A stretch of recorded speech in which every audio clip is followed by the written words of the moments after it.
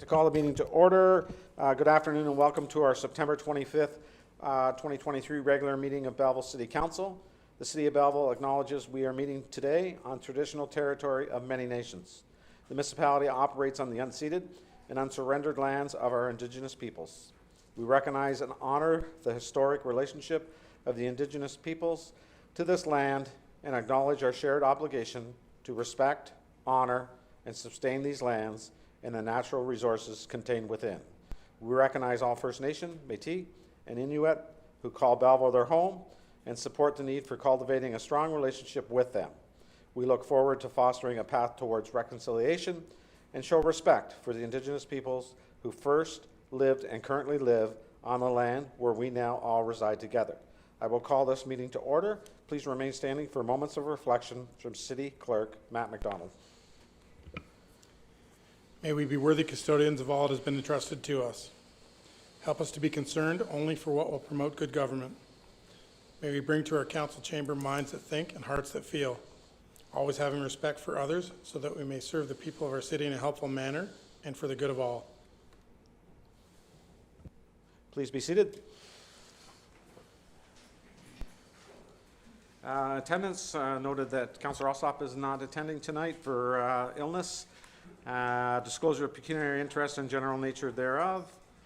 Seeing none, I need a motion for reading and confirmation of the minutes. Regular council meeting minutes of September 11th, 2023. Special council meeting minutes of September 7th, 2023. Special in-camera meeting minutes of September 7th, 2023. And the regular in-camera meeting minutes of August 28th, 23.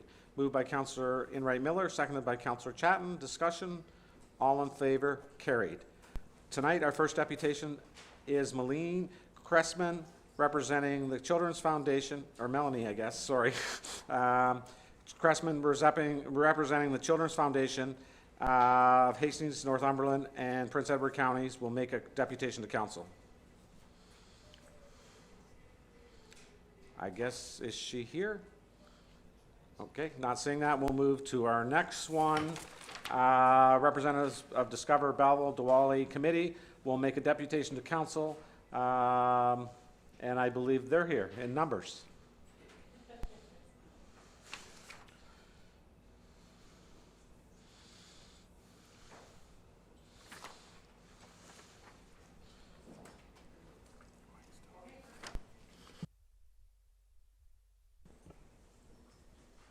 Thank you.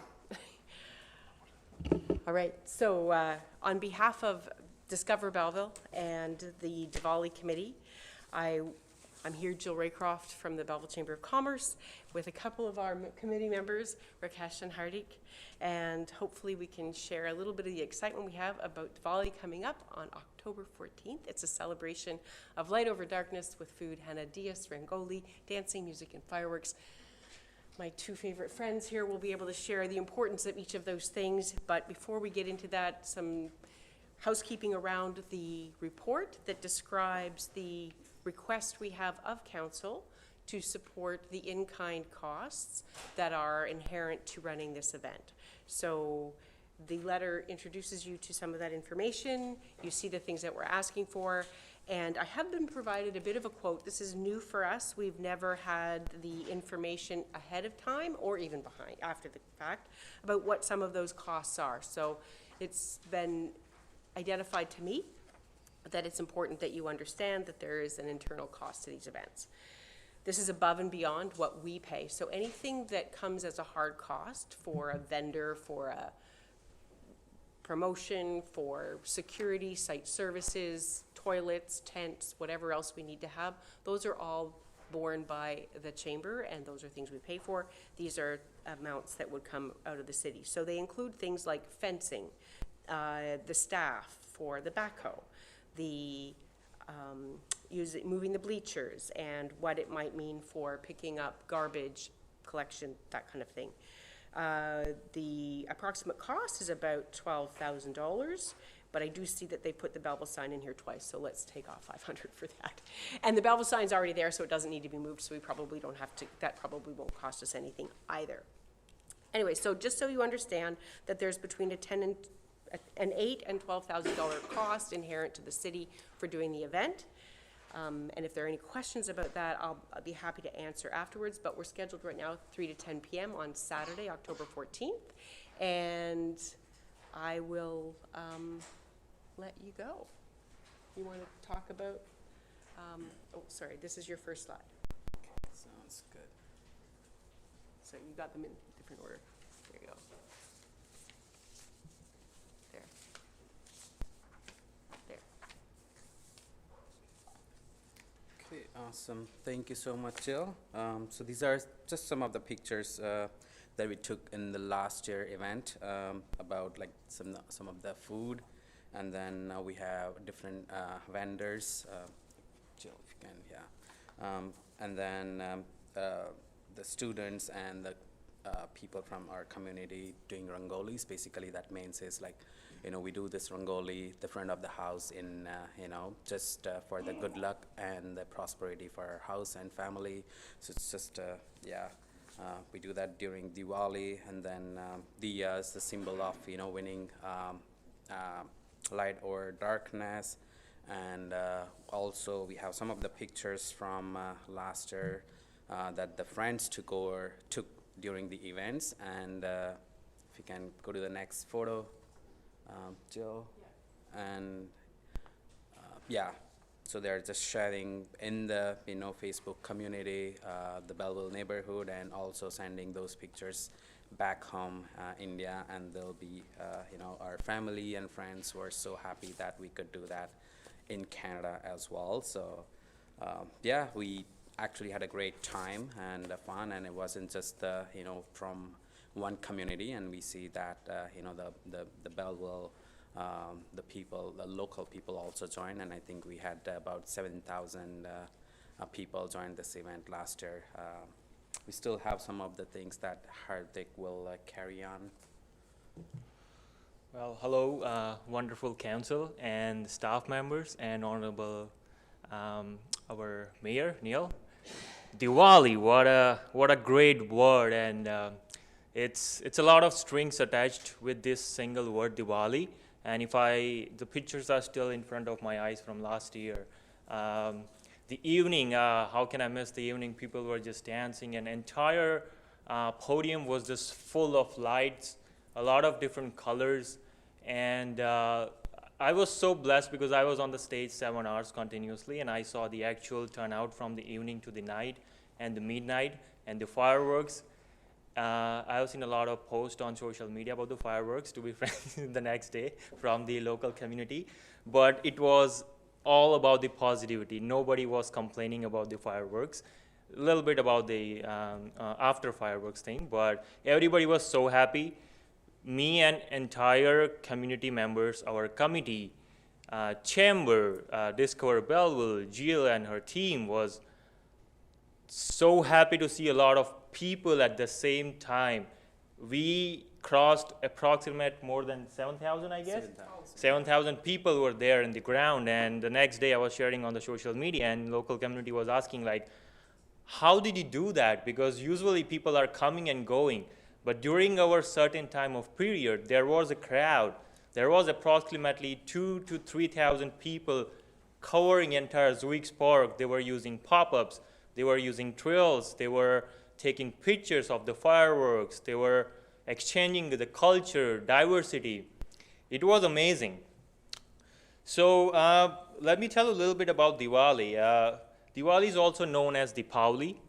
What we do back to India, we just decorate our houses.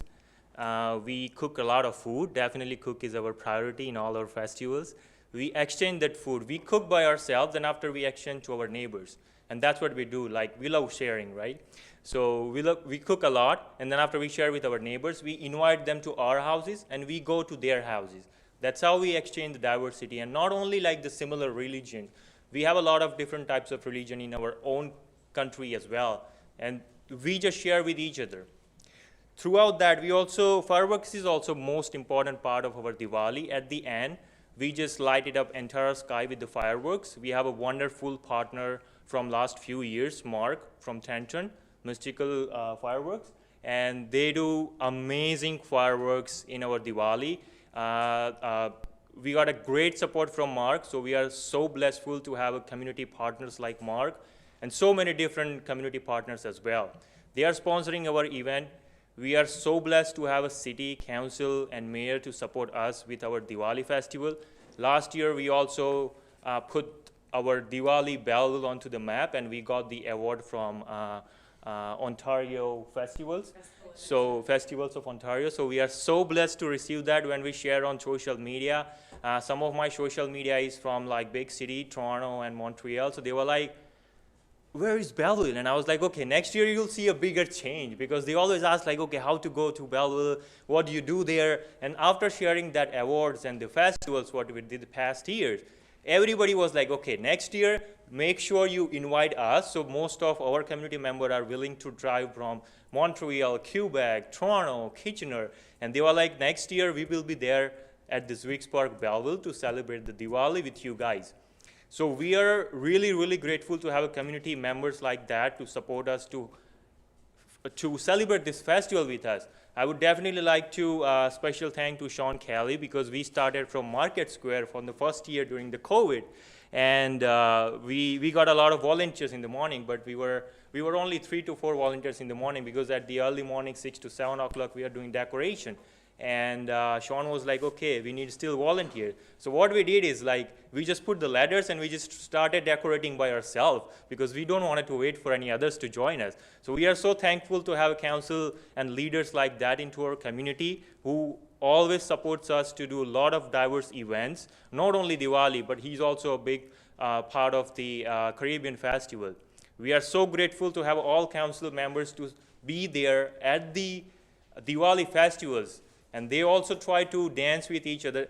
I'm sure they don't know the dance steps, but they still try to mingle with our community members, our kids, our family, and they were like, okay, teachers have to dance. So we are so grateful to have them as well. Definitely a major part is our volunteer, our community member. Oh, we got 2 more here. So what I'll do is, this is just my open invitation for everybody, because last year we got a lot of questions about like, who should be there, what are the entry fees. So it's totally free events. You just be there with your, whatever you are into your mood, just don't care about the mood. Once you'll be entering into the Zwigs Park during the Diwali event, your mood will be totally turned into the happiness. That's, I can guarantee you. That's 100% guarantee from my side, from our entire committee, and from our staff members. I'm inviting all of you, not only Belleville, Quinte West, Prince Edward County, but whoever is listening this, whoever is watching this video, make sure you be there with your friends, your family. We have a tremendous amount of food, delicious food. We got more vendors this time. Last year we have to ping everybody. We have to call them, okay, come here, we have an event. And this year we don't need to do that anymore. They are calling us, they are emailing us, okay, can we be a part of it? So that's, we can see a drastic change for our Belleville. Previously, we used to do a lot of events, but we need to beg them. Okay, come here, we need to do this, we need to do this. But this year is totally change of plan. Everybody is connecting with us, and that's what we like to see. The strength of our community, not only our own community, our religions, but everybody wants to be a part of Diwali. We also have a local vendors to be a part of Diwali as well. Terrific food, and a lot of different from Quinte West as well, full truck. So we are trying to make it inclusive. We are also giving them a space into our event so they can be there. And if local community and families are there, if the food is really spicy for them, so we will make sure we also have some local fries or sweetness for them as well. So make sure they are not just spicing up and looking for a water all around. So we will consider all of them. We also have an open space for people who cannot stand properly within a whole time, because we just wanted to make this space for at least 4 to 5 hours. Everybody sticking around throughout the area. So we'll make it accessible for everybody, and we will make sure everybody gets a chance to watch our dances, performances, all the entertainment. Oh, we got another one, Leila, here as well. Keep coming, okay.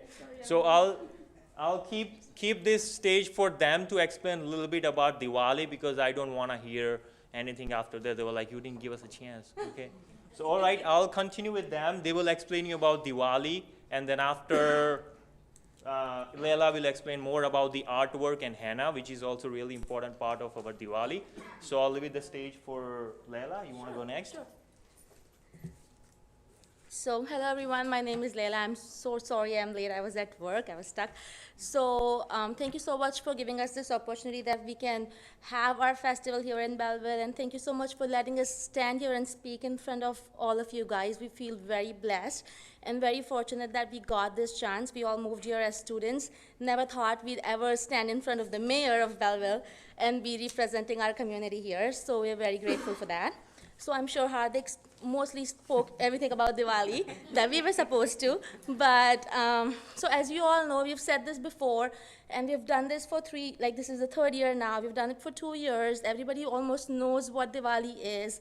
And it's, you know, that it's a festival of lights, it's festival of celebration, just like it is here, you guys celebrate Christmas here, and we celebrate Diwali in India. So this gives everybody a chance to understand our festivals, understand the community, understands how we celebrate it and how much it means to us.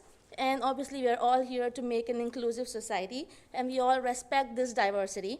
So yes, this is just a celebration of lights, and it's just a victory over darkness. And I would like my friend Manpreet and Manpriya to come and talk more about Diwali. Also about henna that Hardik said. So henna is very important. It's just like decorating ourselves. Just like we decorate our houses with lights, we decorate ourselves with henna. And it stays on for 5 to 10 days on our hands. So then the festivities last longer. And when you see it, it just looks beautiful. Everybody can do it. Male, female, children, everyone can enjoy the festivities and be a part of it through it. Thank you very much. Good evening, everyone. Sorry again, we were late. We were just stuck at work. We work in healthcare, so can't leave on time all the time. So, this is my sister, Manpriya Kaur Likari, and I am Manpreet Kaur Likari, and we have been in 5 years Canada in Canada. for just tiny bit over 5 years, but Belleville is a big part of us right now, of who we are right now. And we are very thankful for being a part of it. It's such an honor. Like you have always, residents of Belleville, everyone has always welcomed, not just the Indian community, but all the international community with open arms, and we are really grateful for that. As now we have heard that over and over, that Diwali is the festival of lights, but the main teachings that Diwali teach us is to be patient, to be kind, to be positive, and to be positive in a sense that you know that there's always going to be light after darkness. And just like all other traditions, all other festivals that are celebrated around the world, apart from the teachings, there's always fun part of the festival, which they have already touched base on. And my sister is going to touch a little bit more based on that. India is such a multicultural, multi-religious, and such big, diverse country. But in this festival, although everybody has their own ways to celebrate this festival, they all come together, not just in India, but all around the world. Millions of people, they come together, they go to their friends and families' houses, share gifts, eat food, and they all come together to celebrate this festival. This festival in India is mainly celebrated on a night of no moon. It's also called Amavasya in Hindi, and it's celebrated on no moon night for a reason where people can light up the sky with beautiful fireworks. They can decorate their houses with diyas, and so that is the light people look forward to. And yeah, these were the little bit of traditions. She's gonna touch base more on food, music, and dance. Okay. And as she said, that it's a way that they light up the sky, and that reminds us that it's a win of good over evil. And food, music, and dance, food and music, they're like major important part of any festivals in any country. It's a form of self-expression that cuts all the language barriers and makes any events more enjoyable and fun. Food, it's it's just the most important part that it's a way of learning any new traditions or cultures. It's a 5-day long festival, so you forget all the diet regimes or any exercise routines that you're following, and you just eat, eat, and eat. People go to their other friends and families and share different sweets and gifts, and it's, yeah, it's a, It's a it's fun a festival. fun festival for sure. You gain a lot of weight. Yes. And I'd like to thank City Council of Belleville again for celebrating Diwali again this year and making us feel like home. Thank you very much. Sorry, Alec. I would also like to add one more thing. This is very important. Like I showed gratitude to our city, I would also like to show gratitude to Jill, Tiffany, and Loyalist College to be an important part of our festival and to support us throughout. We would not have been a team without them, so I'm very grateful. Thank you so much, you guys. They have been our backbone. Yes, they have. Last- Obviously, Sean Kelly. I don't want to forget him. We are not doing hanging lights this time, early mornings on, so. All right, last but not the least, we have this festival on October 14th at the Zwick's Park, Saturday, 3 p.m. to 10 p.m. Our music will start up at 2:30 to 3, and then after we will have following up a lot of different activities. Our pathway will be full of rangolis, and we also have a henna artist lined up, which is totally free. All the events and activities are free. Food, definitely you need to just pay small amount of food, because if city will permit, we will keep the food free next year, I guess so. So everything else is free, totally free. Just bring with your kids, your family, and just mingle with us. Our goal will be to just build a bridge between community, respect and appreciation with each other. I know there is a lot of things going around the world, a lot of hate, a lot of different fights between the religions, but we will make sure after celebrating this Diwali event at Belleville Bay of Quinte, we will try to create a peace and mingle with all of our community members. Doesn't matter, they are local, they are newcomers, students, international students, domestic students. Just come there and see our varieties of people dancing with each other, holding their hands, hugging each other. That's what we wanted to see. We will upgrade every year. This year you will see totally different Diwali, what you have seen last year. We will make sure to upgrade into 10 next year with all of your support and community support. Thank you so much, all of you, and appreciate all the support. Thank you. Questions for Any deputation? questions? Councillor Chatton? Thank you, and through you, Chair. I was one of the 7,000 attendees at Diwali 2022 and experienced, Layla actually did my henna art on both of my hands. And it was incredible food. I remember the flavors were just absolutely out of this world. I don't remember what they were called, but if I come across them this year, I absolutely will indulge again. It is an incredible opportunity to draw tourism to the Belleville region. It's such an inclusion piece, and it showcases our diverse community. It's an excellent job on the drone images that you had taken last year. I know that those videos ripped through all of the social media platforms and helped, again, to showcase the beautiful environment that we have at Zwick's Park. I'm very supportive of this celebration. I thank all of you not only for bringing it to us, but extending your hands and allowing us to participate with you. Seeing all of the people that were at the end of the night around the stage dancing, my friend came with me, Jill Frederick, and we had the most incredible time. So we really can't wait to see it again this year. You have my full support. Thank you for bringing this to Belleville. Thank you so much.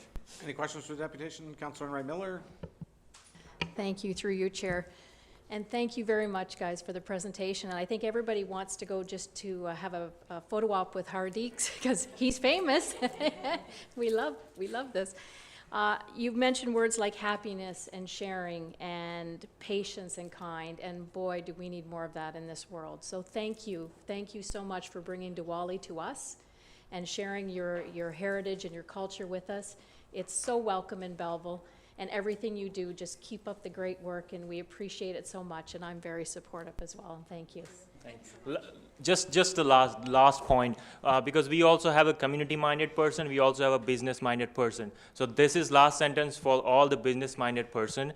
We have a really, really great, strong community, for everything. So that's what I wanted to say to all business-minded person. We are not only boosting our diversity to our region, but we are also boosting our economy. You can ask the vendors from the last year. Each vendor got a lot of money into their back pocket at the night. So this is called for all the sponsorship who is listening. If you are a business owner, small business owner, big food company chain, try to reach out to us and be a part of sponsorship. Trust me, you'll get into reward. So this is going to be an amazing opportunity for all the sponsorship throughout all the region. Come and see us being a part of sponsor, and we will make sure we will get you back something into the return. Thank you so much. Appreciate it. Councillor Kelly? Thank you. Through you, Mayor. Good to see the committee out today speaking to council. Jill, Tiffany, everyone at the chamber, congratulations. A few weeks away from your third volley. It's so good to see all those individuals back for their third year. I consider Belleville your home now, and when you go back to India, you're just visiting. You're a tourist. And it's so good to see that energy continue to go. I was there last year, and like Councillor Chatton touched on, the energy is beautiful. It's a beautiful celebration with all the colors and positive energy. Look forward to it on the 14th, and good luck, and thanks for coming today. Thank you. I need a motion to receive. Councillor Wright Miller, Councillor Chatton, all in favor? Carried. Thank you for coming in tonight, and we'll see you soon. Thank you, all of you. Yes. Take care, guys. Correspondence, 7-1, we have a letter from the Belleville Chamber of Commerce, letter to council regarding Diwali. I need a resolution that September 19th, 23 letter from the Belleville Chamber of Commerce requesting assistance on October 14th, 2023 be received and referred to consent item 8B7. Councilor Wright Miller, Councilor Chatton, all in favor? Carried.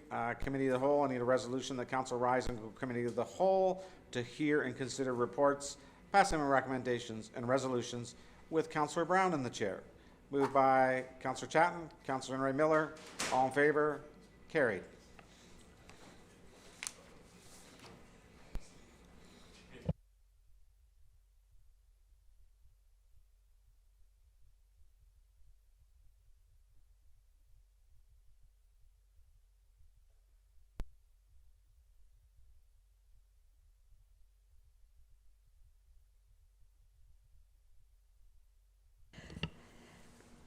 Thank you, Mary Alice.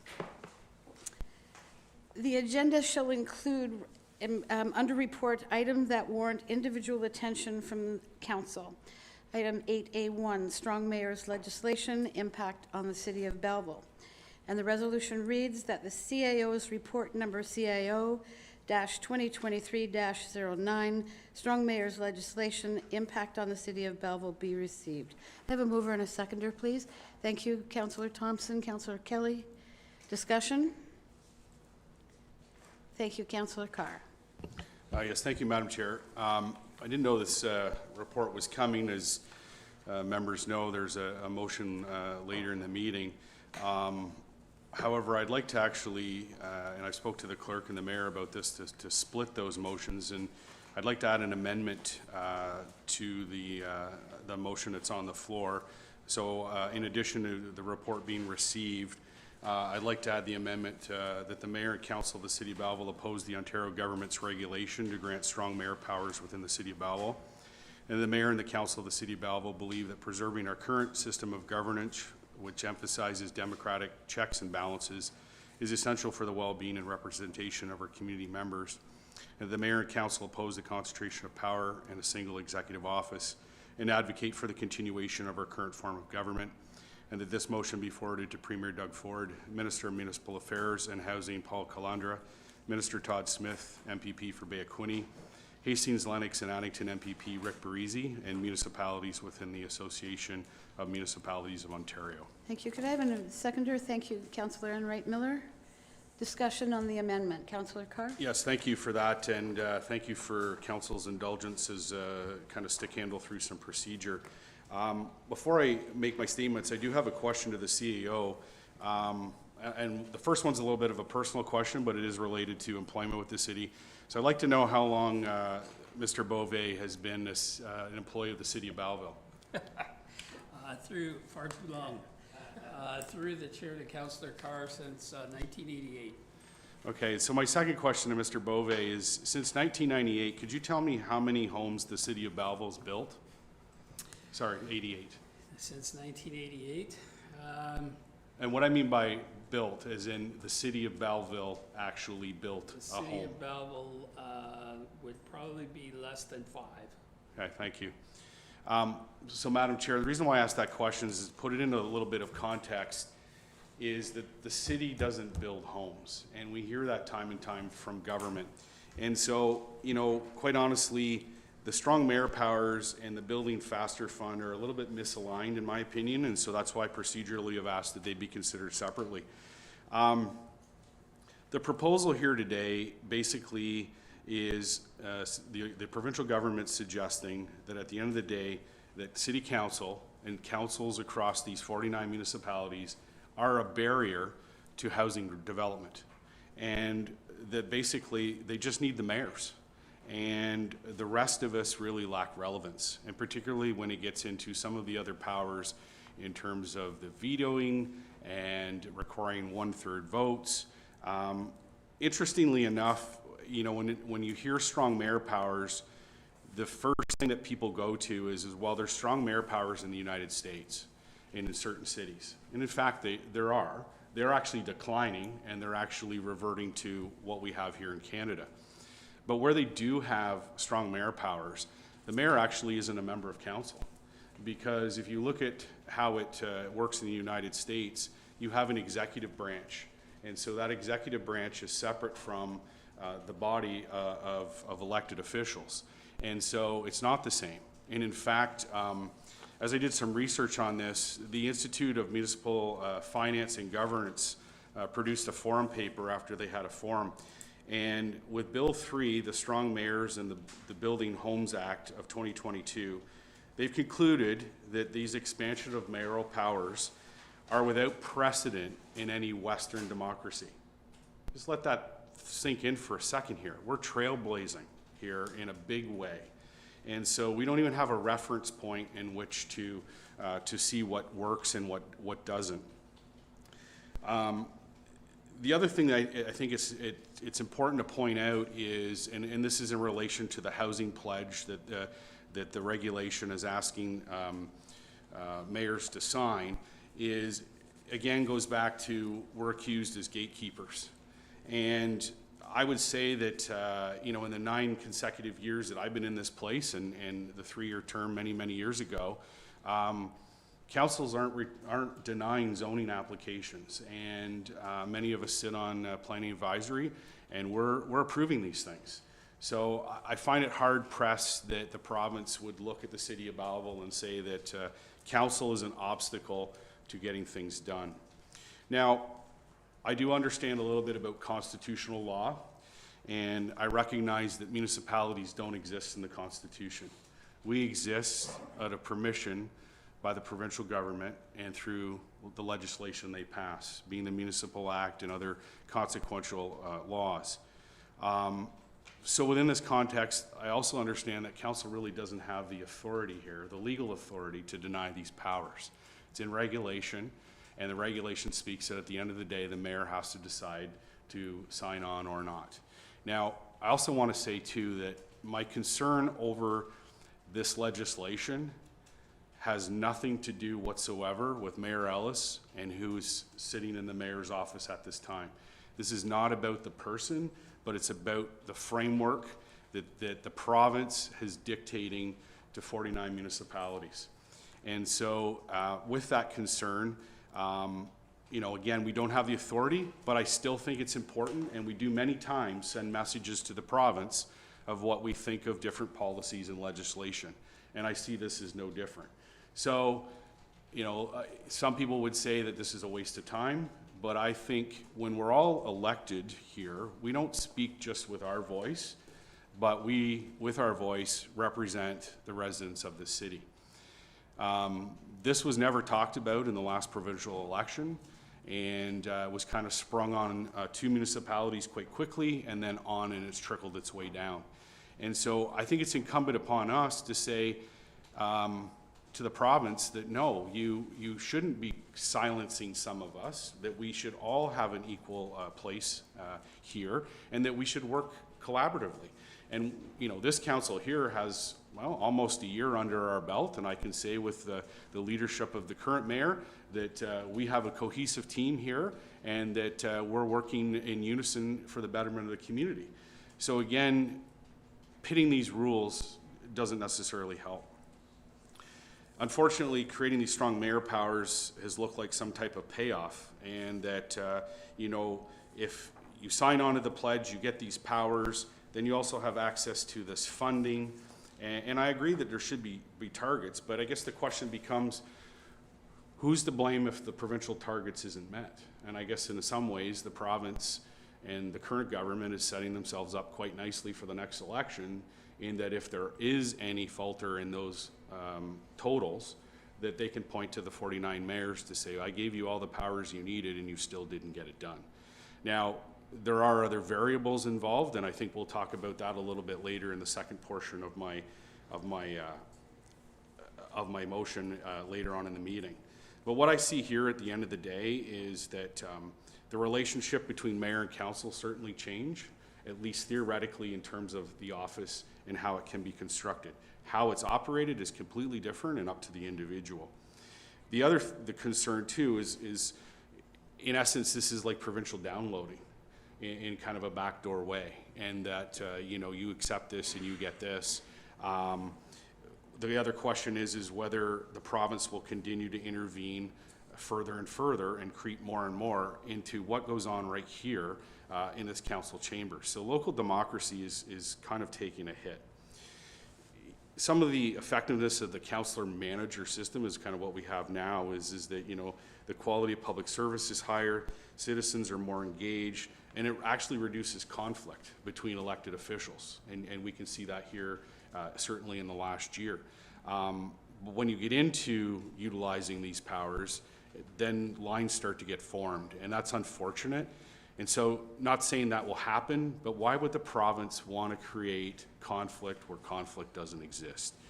I know this particular government has a I don't know if it's an axe to grind or a little bit extra emphasis on getting their hands involved in municipal government beyond maybe what's regulatory, but it's kind of interesting to see this play out. So I think at the end of the day, what this really comes down to is protecting local democracy and letting the province know that we're not happy with this regulation. There's not much we can do about it other than through our voices represent those people that put us here to say that local democracy matters. Thank you. Thank you. Councillor Chatton?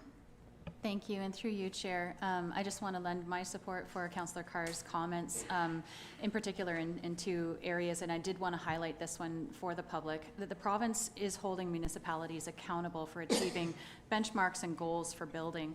They're not actually asking municipalities to build the houses, but they are ensuring that we are not participating in creating barriers or supporting unnecessary red tape that affects building. I also think that it's very important to highlight the importance of supporting our democratic process and to value the voices of people through their elected representatives. That's all. Thank you. Any other comments? So if I may, I have... Sorry, Madam Chair, I'd just like to, just so the clerk can be prepared, I'd ask for a recorded vote on the amendment, please. Thank you. So if there's no further discussion, I have two questions, probably best directed to the CAO. The first being, is there a term limit on strong mayors? So within each election, does strong mayor power have to be reestablished, reengaged? Through the chair to yourself and all of council, I'm not aware of any clauses in the regulations that put any limit on it. Once it's in place, it will be in place for whoever is mayor of the municipality. Okay. And my second question, my second question relates to the August 22nd minister's letter, where from then Minister Clark was the indication that the outcome measure is homes constructed. But in the reference, the backgrounder that goes with that on the provincial site, it talks about housing starts. So in my mind, constructed means the house is finished. And housing starts could be determined as I dug a hole in the ground that will eventually become a foundation, therefore I've started. So do we have clarification on whether it's completed or started at the end of each year? Through the chair to yourself and council, I would say no, we don't have clarification on that. What I would say is typically we use housing starts as the figure. So and that would include the issuance of a building permit. So if a building permit for a dwelling unit has been issued, then that particular unit would be counted as a housing start. And we don't typically, in any of our record keeping or stats that we provide to the province or to Statistics Canada, make any reference to the number of dwellings completed. That's typically not something that's measured. It's strictly building starts. Okay. So in the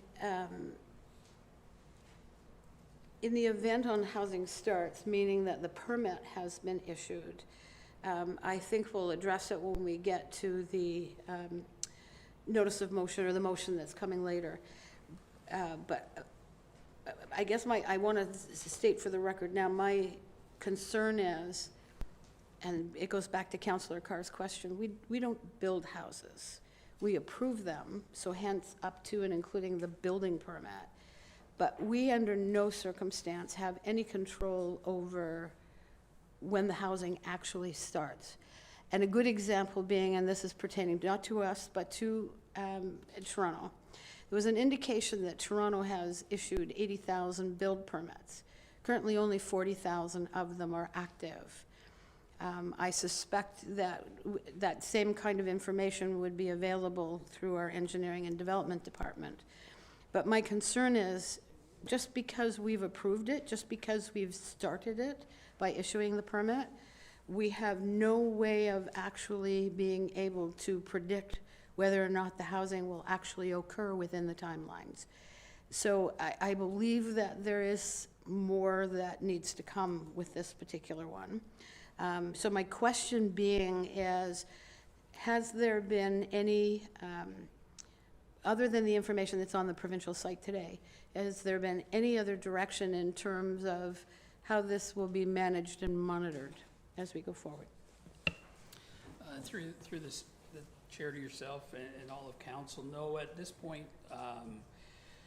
we've kind of tag team trying to get answers from the province. The clerk and Mr. Ferguson, our director of finance, and myself have been attempting to get more clarification, and the details are far and few between from provincial representatives.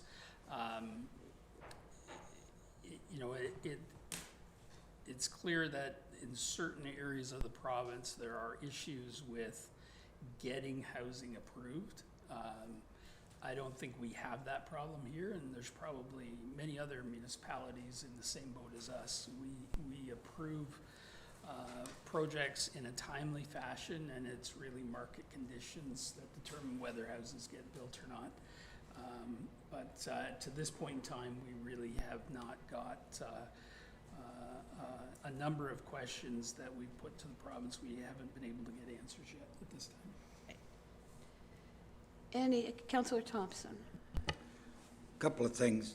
In the motion, I understand it's not to accept the strong mayor's legislation for Belleville, right? Is that your motion? That's correct. That's correct. Okay.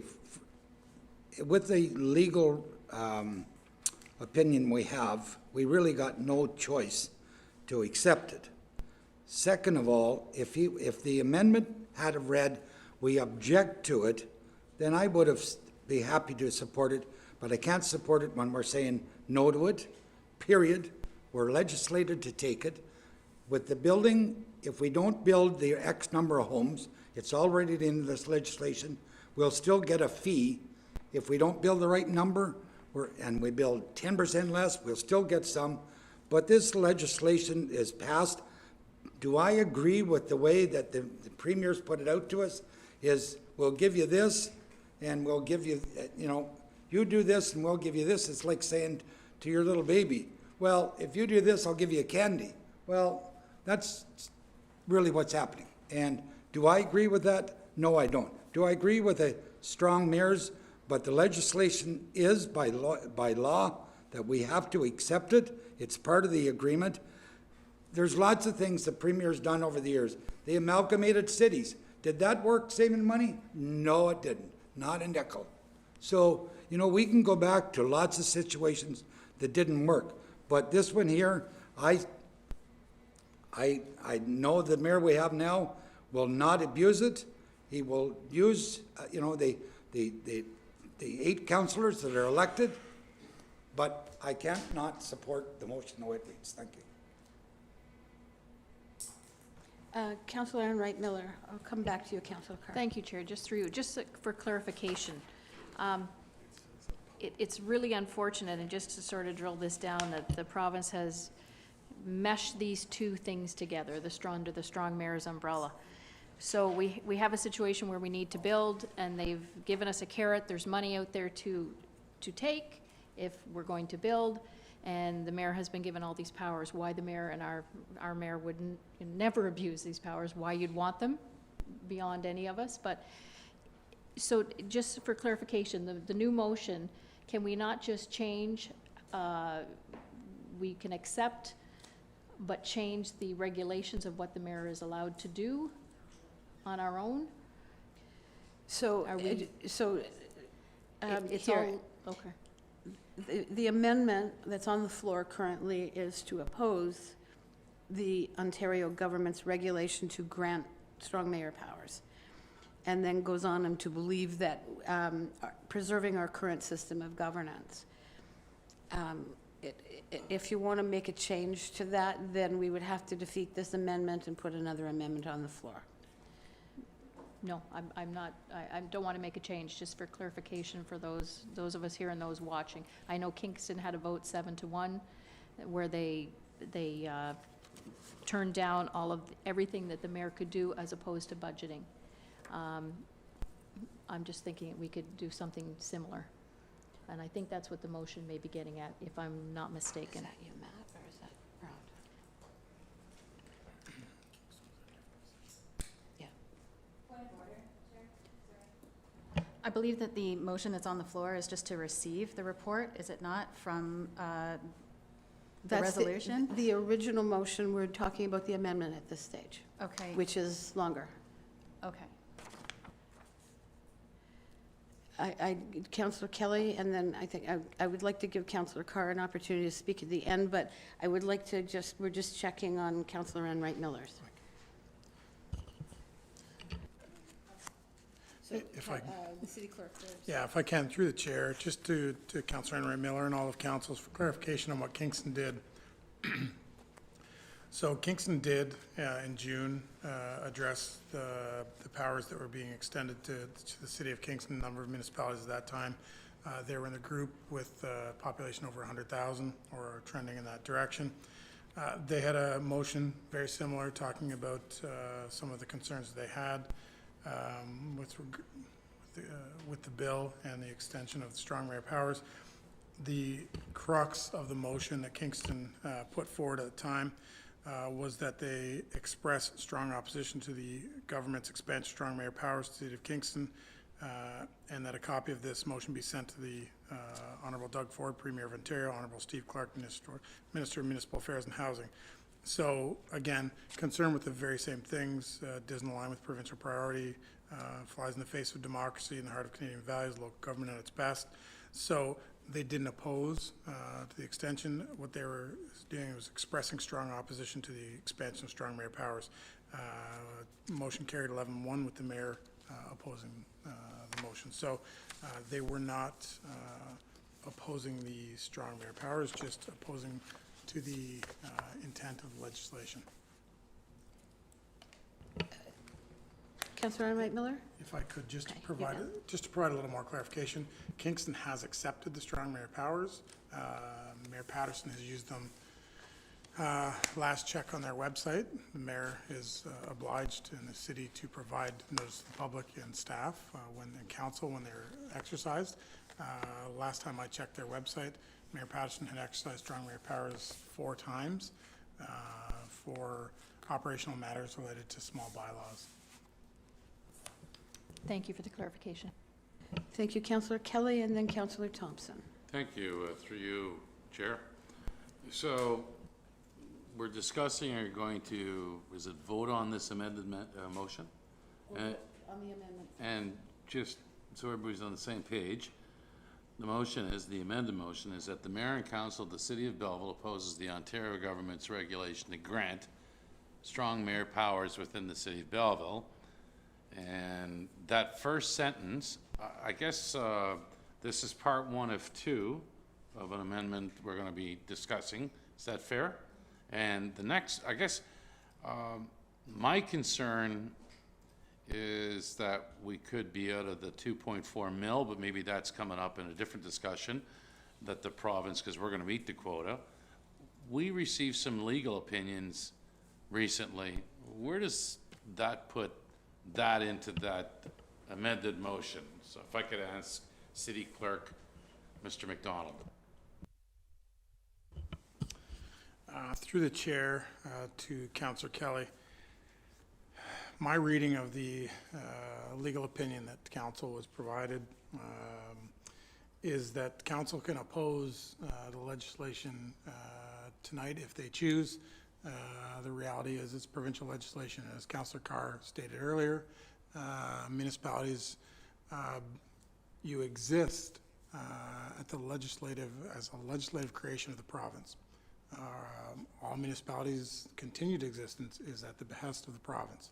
So, as Councillor Thompson stated, amalgamation could start tomorrow at the decision of the province. And if they pass legislation, the corporation of the city of Belleville could be amalgamated with someone through legislation and cease to exist as we know it today. That's the legislative framework that exists. So the strong mayor regulations the province has put into place, Kingston previous, Belleville now, exist. I think the question is if the mayor responds, as has been requested by the Ministry of Municipal Affairs and Housing, representing the province in this instance, that he, as a representative of the city of Belleville in this instance, is willing to commit the city of Belleville to the housing target as proposed by the province. That allows us to work towards that and be eligible for the funding under the provincial program. If, like one other municipality, the mayor responds that the city of Belleville is not willing to commit to that target, we're not eligible for that funding or the strong mayor powers. Those are the 2 choices. Councillor Thompson? No. Change Thanks, mind? just as exclamation. Any other discussion? Thank you. Councillor Chatton? Thank you, through you, Chair. I'm wondering if it would be a consideration for a friendly amendment to this amendment to add opposing the intent of the legislation as opposed to how it's written, opposing the regulation. Would there be any possibility of that so that it does not infringe upon the legislative language? It was Councillor Carr. Councillor Carr? Yes, please. Yeah, thank you. I think we're getting a little tied up in language, and at the end of the day, the Ontario regulation exists, and we could all light our hair on fire and say we don't like it, but it's still coming. So this has more of a symbolic gesture to send a message to the province that we as democratic elected officials have an opinion, and we're going to decide that here. At the end of the day, the province, through Ontario Regulation 530-2022, has put 49 mayors on notice that you have to decide whether you're going to accept or reject those powers. And only he or she, as mayor, can make that decision. This is non-binding. The mayor has to make that decision on his own. That's how the regulations work. Tough spot to be in as a mayor, quite frankly, but the province put the mayors there. What I'm saying is that we just need to voice our opposition or objection to the regulation. It has no force and effect from a legal perspective, but to clear up any misconceptions or whatever you want to call it, I have no problems with a friendly amendment to change it. I'll just wait here till I have the clerk here, his attention. So my intent, Madam Chair, is, and what I was saying is that we have no authority. It's not lost on me that Regulation 530-2022 is there, and the mayor has to make a decision.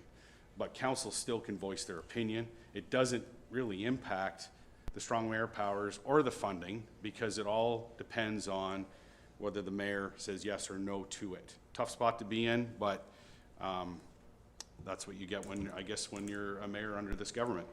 But in order to clear things up, in order to make things a little bit more palatable, so I have no problems with a friendly amendment so that the City of Belleville oppose, and then you can insert the intent of the Ontario government's regulation.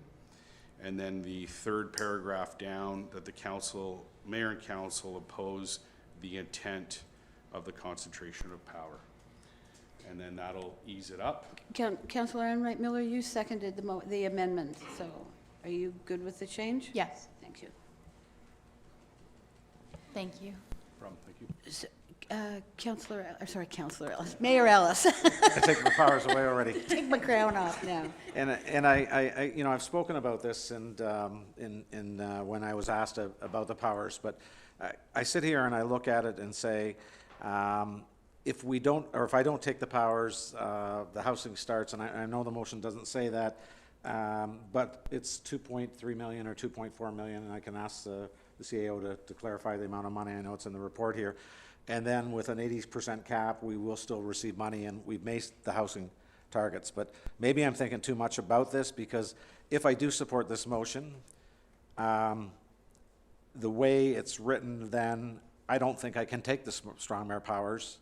And I feel that if I do support the motion, then I give the money away. That's morally how I think.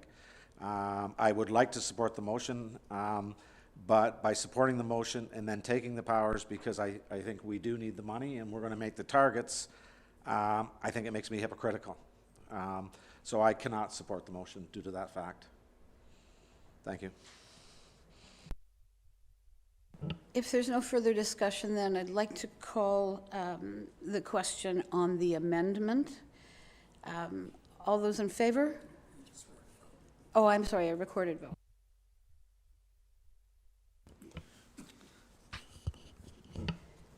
So on the amended motion, or on the amendment to the motion, Councillor Brown, Yes. Councillor Carr, Yes. Councillor Chatton, Yes. Councillor Enright Miller, Yes. Councillor Kelly, Yes. Councillor Millette, Yes. Councillor Thompson, No. Mayor Ellis. No. Motion carries. So if I could then back to the main motion as amended, any further discussion on that one? Seeing none then, all in favor? Thank you, the motion's carried. Item 8.A2, request for proposals, consulting services, request for proposals, RFP, RCCS 2023-06, consulting services for museum needs feasibility study. And the motion reads that the request for proposal, RFP, RCCS-2023-06, submission from Lord Cultural Resources be accepted for the museum needs feasibility study in the amount of $65,000 plus $8,450 HST for a total dollar amount of $73,450, no cents. This being the most qualified submission received, and that the mayor and the city clerk be authorized to sign the acceptance agreement on behalf of the corporation of the city of Belleville, and that the city clerk be authorized to affix the corporate seal. Mover, please. Thank you, Councillor Chatton. Councillor Enright Miller. Discussion? Seeing none, all in favor? Thank you, the motion's carried. Item 8A3, contract number TOS-2023-18, purchase of a new single-axle plow truck. And the resolution reads that the request for proposal submission from 516160 Ontario Limited, otherwise named Surgenor Truck Center, to be accepted for the supply and delivery of a 2024 tandem plow truck in the amount of $359,610 even, plus $46,749.30 HST, for a total of $406,359.30, this being the only qualified proposal received, and that the mayor and the city clerk be authorized to sign the acceptance agreement on behalf of the corporation of the city of Belleville, and that the city clerk be authorized to affix the seal, and that the 2023 capital budget be amended to increase issue replacement single-axle plow truck by $5,000 to be funded from the Asset Management Reserve Fund. May I have a mover, please? Thank you, Councillor Enright Miller. Seconder, thank you, Councillor Kelly. Discussion. Councillor Chatton. Thank you. Through you, Chair. The $5,000 to be funded from the Asset Management Reserve Fund. May I ask how much is left in the Asset Management Reserve Fund? Thank you. Direct the question to Director Ferguson. Thank you.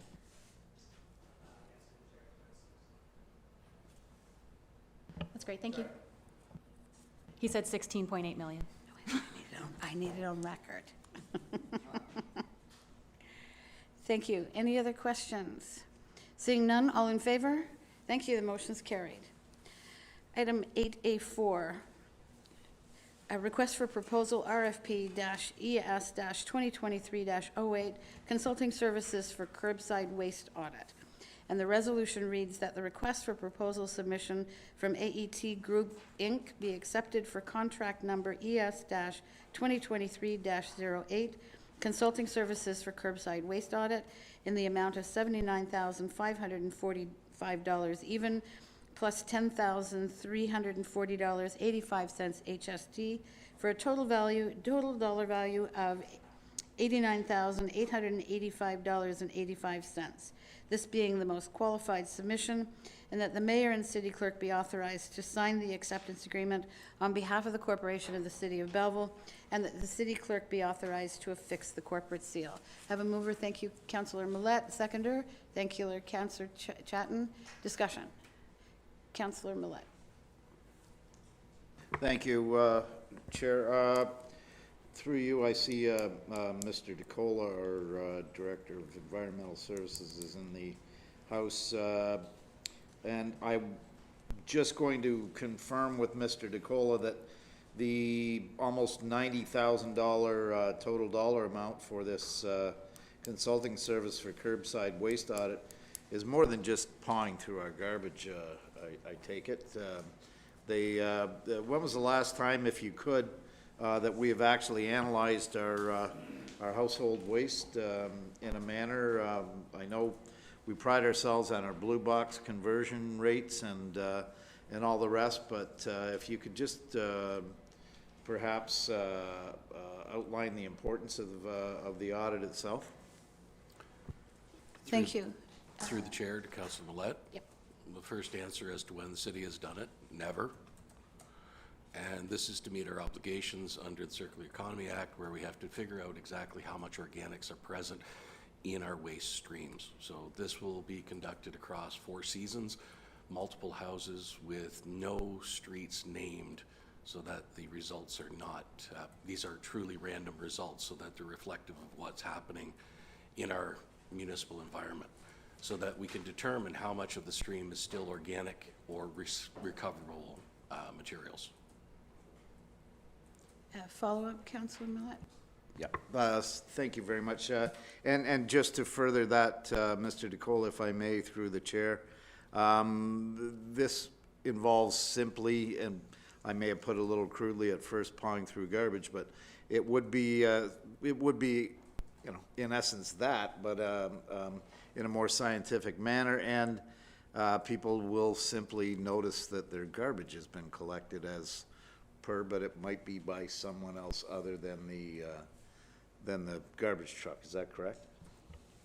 Through the chair to Councillor Millette, that is correct. There will be a trailer that'll go around to pick up the garbage from each of the locations, cataloging each address where it's coming from. The sheets that are part of the analysis page will do weights and quantities.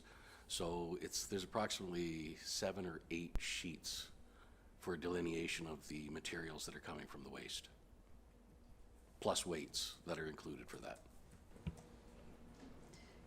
Thank you. Councillor Thompson.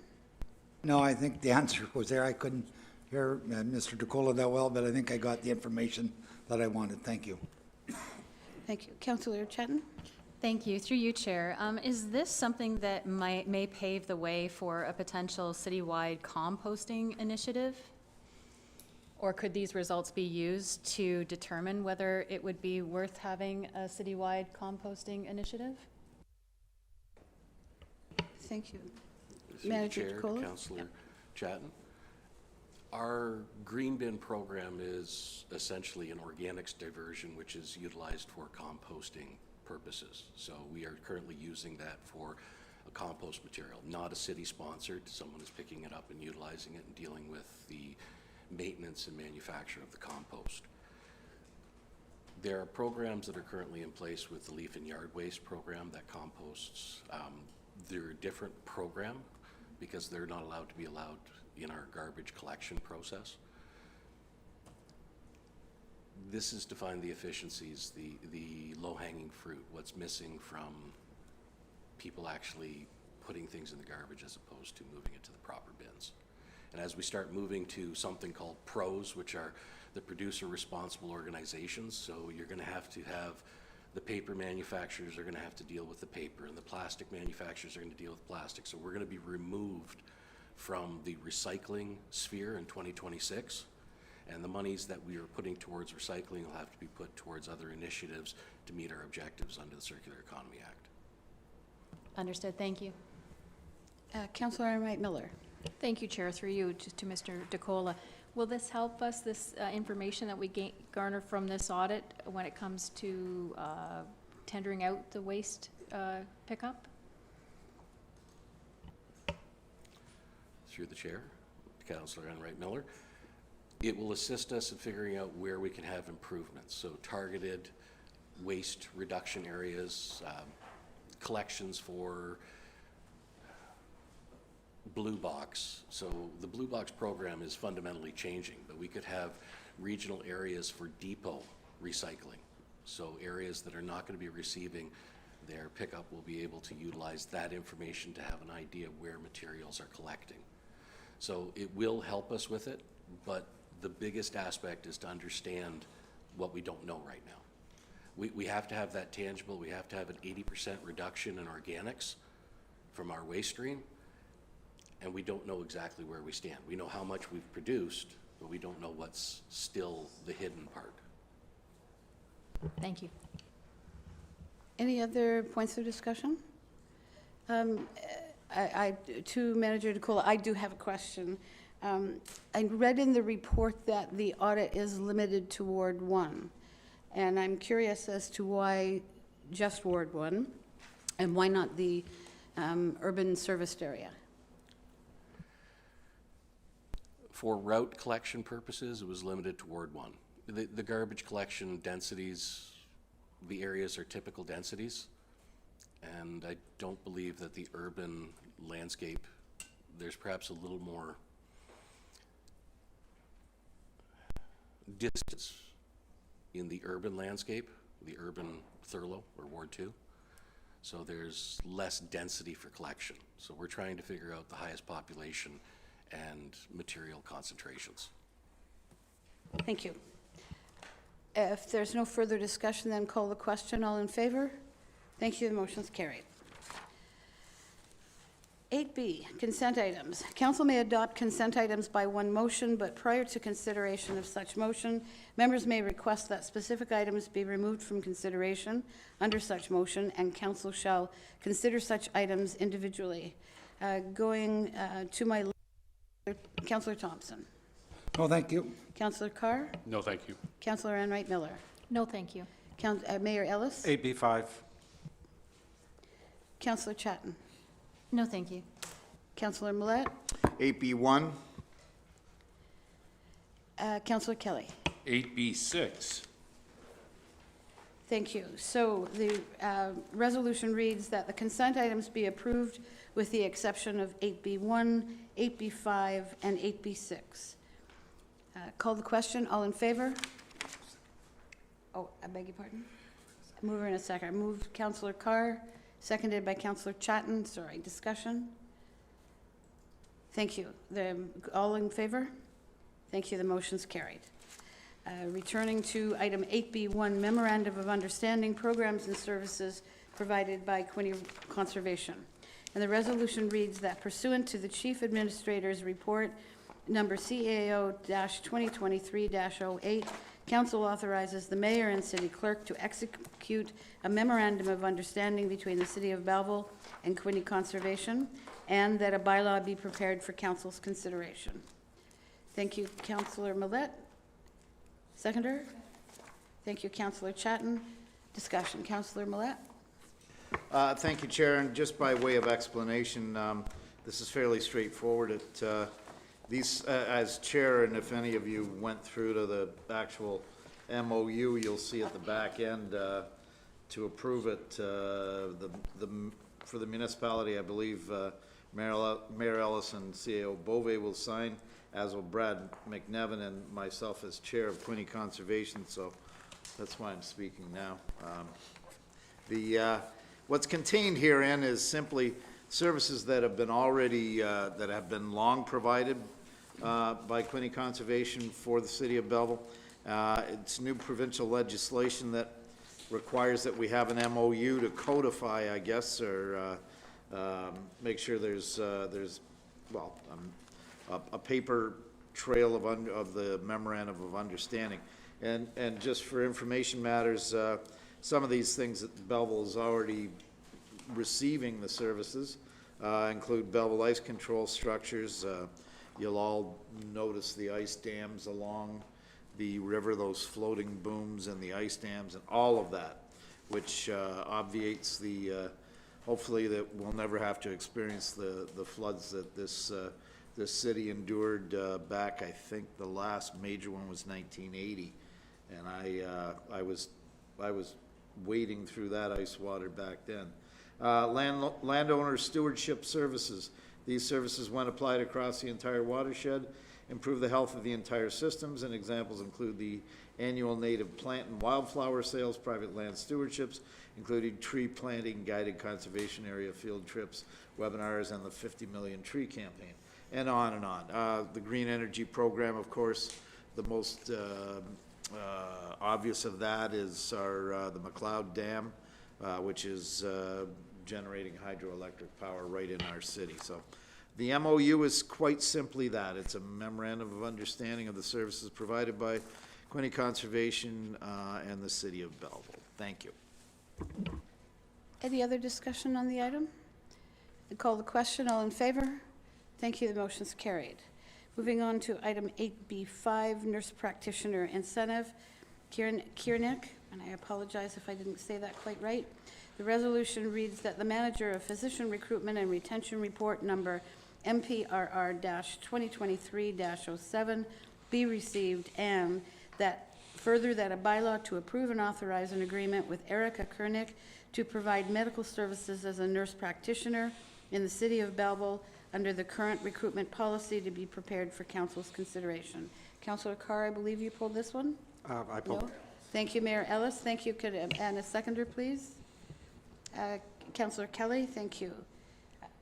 So, Mayor Ellis? I just wanted to say that our doctor recruiter, Karen Post, is away at a doctor recruitment conference today, and we had this on the agenda, so she was going to speak on it, but I just wanted to pull it out and kind of give her congratulations that we have a new nurse practitioner coming, and we'll receive around help for, over 1,000 patients to a couple thousand patients a year, and would like to welcome Erica to our city, and this is the start of great things, and Manager Post will be giving a report to council very soon.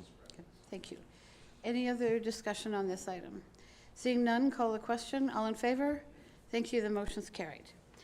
Item number 8B6, roof replacements, various locations.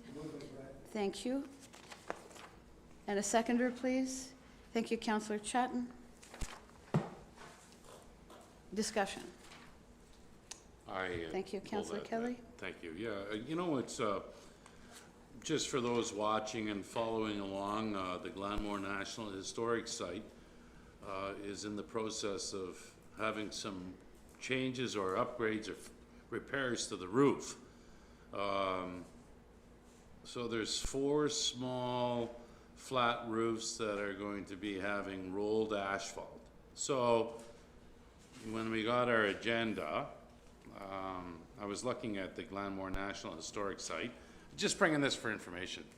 The French Brothers Roofing got the contract, but there was one of the other bidders. There was a difference of $398,000 on the bid. I recently had 2 bids for my roof, and one was $6,500 and the other was $9,000. So that's relatively close. This is huge differences. What is the difference, who can address that just for education purposes, in a 141 bid, the winning bid, as opposed to a 539 bid with a difference of 398? Who can speak to that? Sir, Thank Dean, you. take it away. If I could direct the question to Director Huswick. Wait for me, Sean. Through you, Madam Chair, to Councillor Kelly. I wish I could answer that with some professionalism, but it's the nature of the procurement business. You know, without delving into each of these, some of it relates to travel distance. I mean, sometimes we get companies, not necessarily relate here, but sometimes we get companies from different parts of the province that bid on it, recognizing that there's not only travel but accommodations. Different profit lines. I mean, there's a long series of rationales of why companies bid the way they do. And I think what's really important, to your point, is the value of going through procurement and the value of getting multiple bids.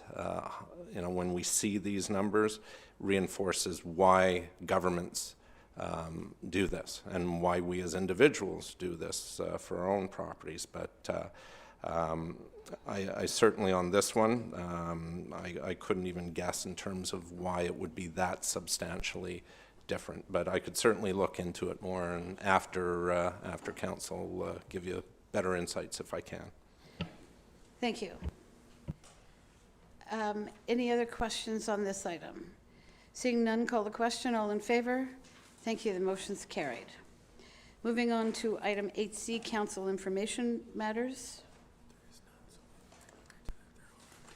They're all empty. All righty. A motion to rise and report then, please. Good. Thank you, Councillor Carr. Councillor Millette, all in favor? Thank you. Motion's carried. Phew. Thank you, Councillor Brown. Bylaws, it's first reading of bylaws. I'd like a motion to reading of bylaw 2023-168, 169, 170, 171, 172, 173, 174, and finally 175. Moved by Councillor Chatton, seconded by Councillor Enright. All in favor? Carried. Second reading and discussion of bylaws 2023-168, 169, 170, 171, 172, 173, 174, and 175. Moved by Councillor Brown, Councillor Millette. Discussion. All in favor? Carried. Third and final reading of bylaws 2023-168, 169, 170, 171, 172, 173, 174, and 175. I need a mover. Mover Councillor Chatton, Councillor Enright. All in favor? Carried. New business. Motions, and I will ask permission to read this as read. Yeah, I'll move as written. As written. Thank you, Councillor Carr. Seconder, Councillor Chatton, and I'll open the floor up. Councillor Carr. Thank you, Mayor Ellis. And before I get into what I have to say about the matter, I want to just make an amendment, if I could, members of council were provided, and you, Mayor, should have a copy of the amendment. So I want to strike anything on the motion related to strong mayor powers. We've obviously dealt with that previously in the meeting. And so all that this pertains to is the Building Faster Fund. And very just quickly, I'll point out, and you do have a copy of the amendments, but just to walk through the original motion, anything related to strong mayor powers has been wiped clean. The other thing is there's one statement that's been changed to read that the Ontario government set housing targets for the private residential building sector, and that a strong accountability framework be set for failure to meet the housing start targets. Those are my amendments. I'll move those amendments if I can get a second. Okay, seconded by Councillor Chapman. Councillor Carr. Thank you very much. You didn't even have a chance to sit down there. No, that's okay. I appreciate it. Everybody wants to get moving forward. So thank you for my colleague for putting it on the floor. Before I get into my remarks in its totality, I want to speak to an issue, though.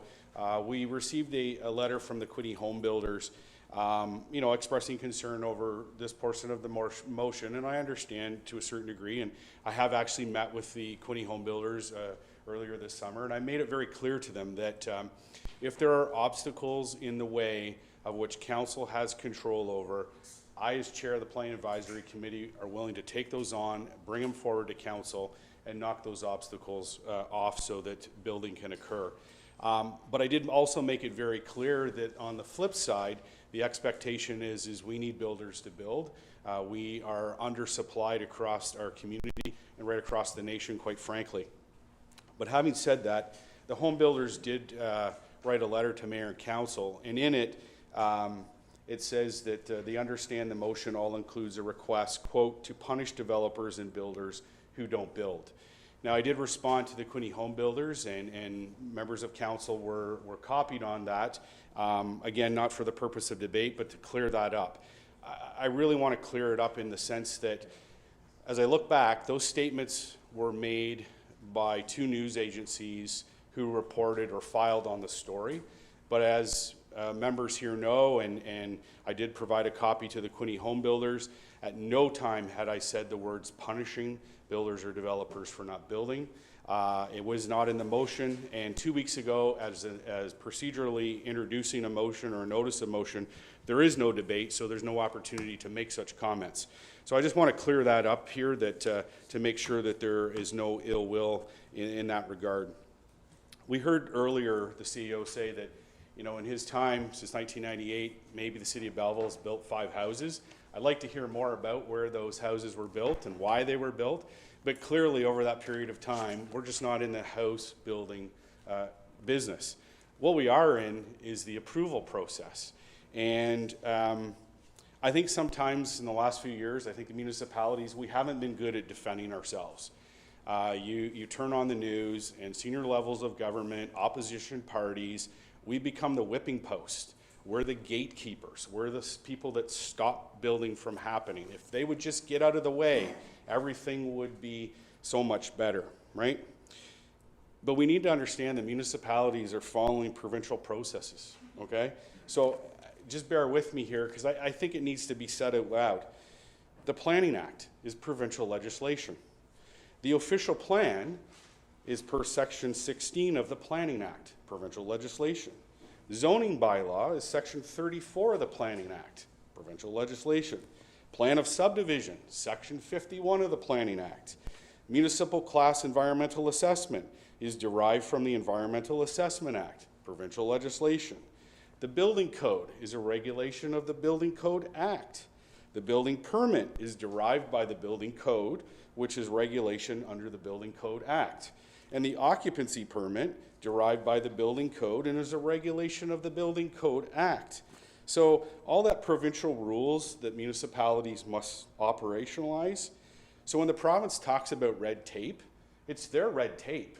We're simply holding it because they don't give us a choice. Now, we've taken considerable measures to assist with increasing housing supply as it relates to the process and approvals. We started that with the Housing Summit last term, but I want to just kind of blow the horn here in terms of what our planning staff and the different departments do in terms of moving things along. So the city's initiated pre-consultation meetings to provide feedback on what's required for a complete application, as well as providing a list of outside agencies, et cetera, that will need approvals. Okay, so we've hired additional staff within the approvals department. We've worked towards modernizing key planning documents, including the official plan. We're working on the zoning bylaw. We're looking at a corridor study of Bell Boulevard and North Front. We've also looked at the West Belleville or the Loyalist secondary plan. We have approval for reduced parking guidelines, substantial completion of the zoning bylaw, which is taking all those zones into 3 urban residential zones, which is leading an initiative for Ontario municipalities. We're actually leading something here. Development of a development manual to assist in defining processes and community expectations to get further buy-in. So in other words, if everybody knows how things are going to be developed, less likely they're going to be surprised and come here and object. Hosting quarterly meetings with the Quinte home builders. Now the home builders have asked me to attend those. I made it very clear when I met with them that as an elected official, I will not step into the operational realm. That line is there for a reason. Certainly we can have meetings, but when this is an operational meeting between staff and a stakeholder, as an elected official, I cannot be in that room. Implementation of monthly meetings between development engineer and the developer's engineer for the subdivision lands that have draft approval. It goes on, and we're looking at infrastructure phasing plan and a background study. So we're doing our part in terms of moving the needle for more housing. Now, but we still have delays in construction. I want to touch on that very briefly, because as much as we are hitting our targets, and we will hit our targets, I believe, we still are slow. A very prominent address is 40 Yeomans Street, the old Ben Bleecker property at the north end. So originally, we zoned the north half of that as one block in November 2021. Nothing happened. I've heard that the property has sold and then has now been repurchased. And the north half has now been rezoned into 2 blocks in February 2023. But there's no site plan application to date, so that land sits. In 2019, a capital budget item was walked on in the amount of $1.8 million, adding the Avonlow Road Sanitary Sewer Extension Project, and it was funded from the Sanitary Sewer Reserve Fund at $1.8 million. And I know Councillor Thompson brings up water and wastewater all the time, and you know, this is a significant amount of money that goes towards the village of Avonlea. The village of Avonlea was approved for zoning for 750 homes. Right now, with the sanitary sewer leading that way and the rezoning, that property is now up for sale. You can look on the listings locally for $29 million. So is that building or is that land speculation? It sits. Another one is 660 Sydney Street, 2 apartment buildings just near Battlefield. So building permits were actually requested pre-COVID, and then were suggested or were asked to put on hold. And now they've just been issued as of July 28th. And let me tell you, as of this date, that ground is as flat can be. There is no development. So, well, builders have said, and I've got a long list here and I won't go into it, but they said they're building, but yet we can point to examples where we've done what we have to do, or we've done what we can do to the point where there's nothing coming forward from a developer or a builder to move those approvals on. That's a concern. So in the background are that the Ontario provided for new tools to municipalities to build more homes sooner. We've got a lot of awkward titles. Anyway, makes reference to housing starts, and I know Councillor Brown, Mayor Ellis referred to that earlier today in terms of what does that mean? And I think we've settled on, and we'll probably hear more, but it's probably building permits. So when I cite examples where we're approving things, but yet it sits, that's a problem in terms of the permits. So in essence, we are getting evaluated, if you will, based on what's being done in the private sector to get it to a building permit. And that's a concern. We should be evaluated on what we can control, not what others can control. So In a letter that the Minister of Municipal Affairs provided you, Mayor Ellis, on August 22nd, it was shared with us on our agenda. It says Ontario will be consulting with the Association of Municipalities of Ontario, the Housing Supply Action Plan Implementation Team, and the City of Toronto on the program design details of the Building Faster Fund, including eligible expenses and ways to track progress. So they've announced it, they throw some dollars at it, now they're going to design the program. And so what I'm suggesting with this motion here is that we just get out in front of it and that they actually design the program how it really should intended to be.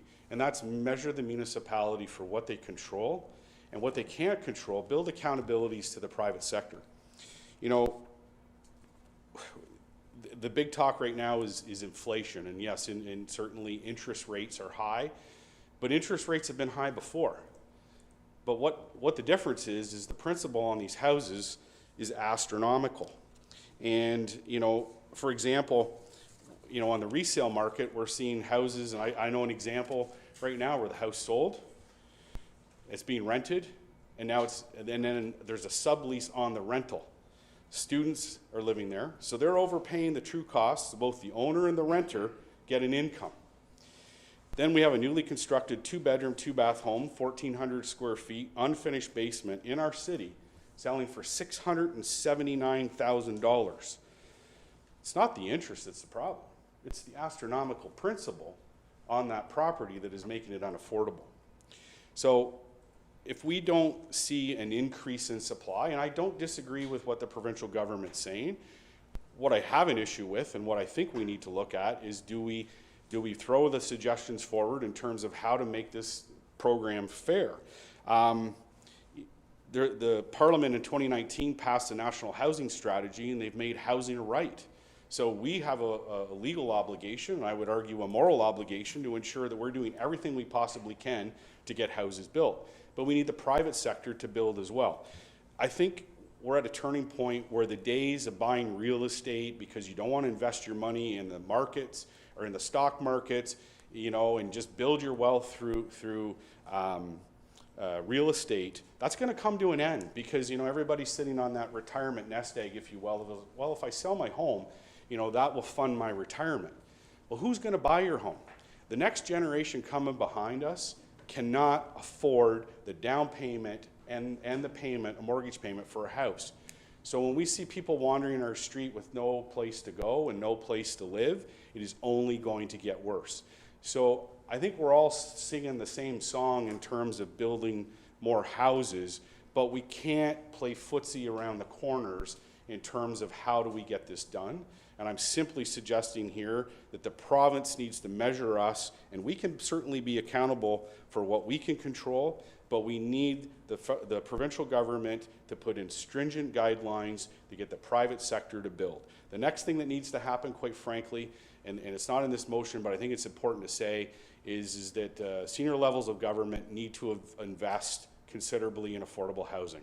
If we don't, and allow this so-called market to dictate it, the problem is if the market price is this high, and we've seen it over the pandemic, everybody's buying this high. The market doesn't want to buy it. Ask any buyer, do you really want to pay $700,000 for a home, or would you rather pay $4 million?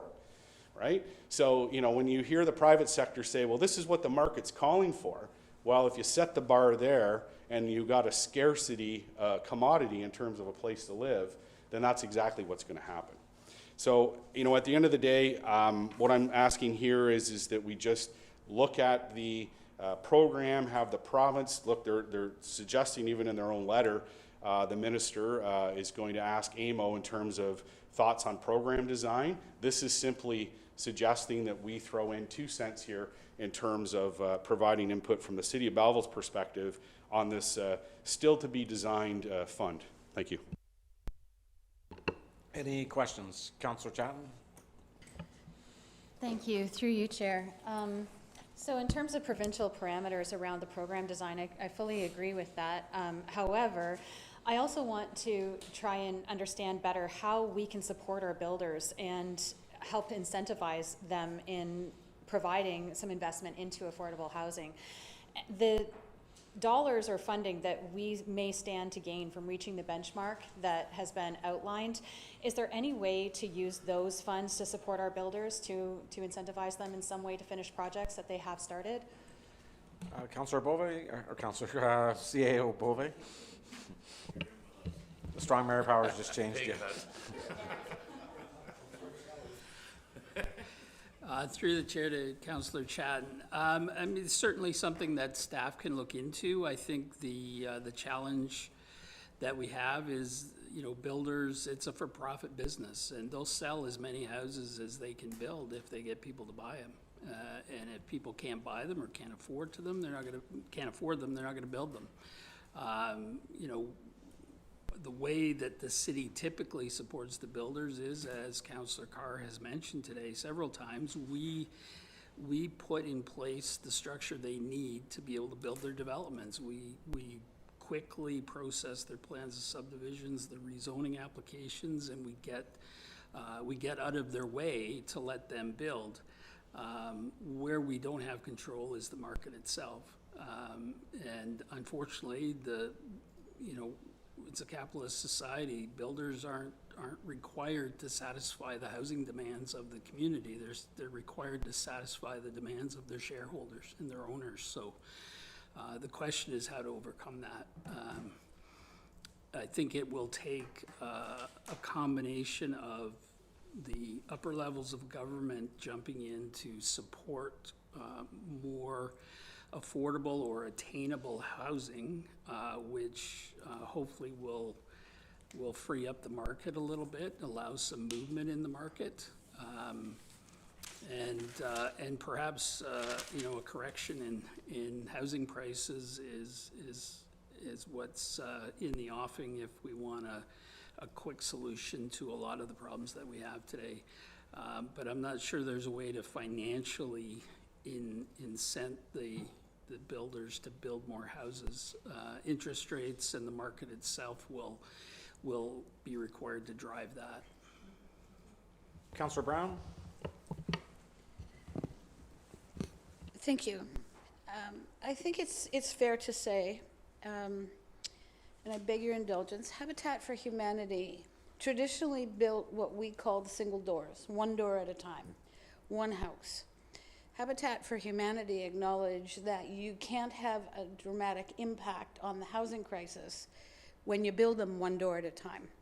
And so therefore the organization did a bit of a pirouette, and now they're working towards 66 to 72 units on a piece of property that was graciously donated by the city, but nonetheless we looked at, we have to do it in volume, that we cannot do the traditional nice little bungalow on a nice little piece of lawn with lawn and a backyard, that we have to think differently. I think we're all very, very clear about the fact that we have concerns about housing starts and constructed. So we can say that we hit the starts, we issued the permit, but it doesn't actually have an impact on the outcome in terms of housing. And so really my question is, based on the letter that Quinte Home Builders Association, whom I've worked with very closely over the course of the last number of years, but they've indicated that they are about partnerships with municipalities. They value the partnerships with municipalities in terms of home building and creating residents. So my first question would be, is there an opportunity, if we undertake and commit to the 3,100 houses by 2031, whether or not there's an opportunity to gain a similar pledge from the Quinte Home Builders Association that they will partner with the city of Belleville to achieve that target. I think it goes to some degree what we're hoping to work towards, which is we can approve them. Somebody else has to build them. If in fact it's a partnership between ourselves and our home builders, then should they equally participate in a pledge? So that's my first question. Excuse me, Mayor Ellis, but I think the question might be better directed to to the city clerk, Okay. about whether or not they have the potential to do that, alternately the CAO. Clerk McDonald. Through the chair to Councilor Brown, I think anything that we requested through the Quinte Home Builders would be symbolic at best. Certainly, we can ask them for a pledge. The home builders are a group of individual business owners who've come together for collective good of that organization to have a collective voice with the city, probably with the province.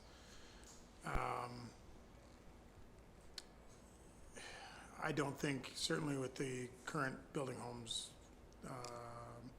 program and the fund, they don't have any standing, so they don't stand to benefit. I think any pledge that we would seek from them would likely, if I were in their shoes, would be sought with a request for us to reciprocally fund them for their pledge. And I'm not sure that the city is in a position to be able to flow funding to them. So again, I think it would be more of a goodwill gesture on their behalf at this point, but certainly I think it's a conversation that can be had because I'm sure, as you're aware, staff have a regular meeting with them and are working on that relationship all the time. Now, I understand your point about it's symbolic, but we seem to be a lot about symbolism in today's council meeting. And I think it's a strong signal, even if it is only symbolic, a strong signal in terms of that we are partnering and that we are working together with our home builders. And I appreciate it's an organization, it's an overarching organization to a number of individuals. But I also want to furthermore go to say that we as a city, regardless of whether it is the municipality or the home builders themselves, we have an obligation to build more homes. And if there's an opportunity for us to be able to receive funding that will help us put in place the roads and the infrastructure that will facilitate this growth in housing, then I see it as an opportunity that we take advantage of that funding, and I know that's been a concern for all of us. I don't want to give up $2.4 million, but at the same time, I want to make sure that it's done in a way that we can hold everyone to account. We are doing that at the council level in terms of the things that we are looking at internally, and that's why I would appreciate the symbolism from Quinte Home Builders Association as a partner in this endeavor to achieve those 3,100 homes. Thank you. Councillor Kelly? Thank you, through you, Mayor. Good conversation tonight, and it's an important one, and just want to follow up on Councillor Carr. He said it's a right that the feds came out, I think it was a few years back. We have a moral obligation to give people a home and look after housing. So we have the feds in place, we have the provincial government, and we have the municipal government, all levels of government working to help people get into a home. So I'll get into some of the weeds, but I just wanted to share average cost of a home in Belleville today, if you were to go and buy one, is $644,000. Condos, $392,000 plus. A townhouse, $609,000. That's real time, real money right now.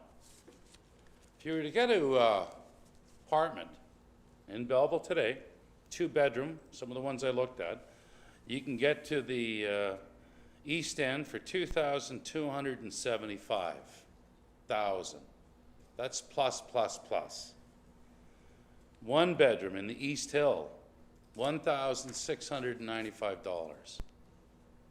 2-bedroom on Bridge Street, $2,278. If you're a single dad, single mom with 2 kids, you get a 3-bedroom apartment, $2,400 in Belleville. So that's our reality. I was at AMO when the Premier in London announced that Belleville was going to have strong mayor capabilities, 49 municipalities, a little homework. The province is hoping to build 1.5 million homes by 2031. Belleville's is 3,100 homes by 2031, so in 7 years. So we all received the email last week from Ruth Estwick. She's the CEO of the Quinte Home Builders.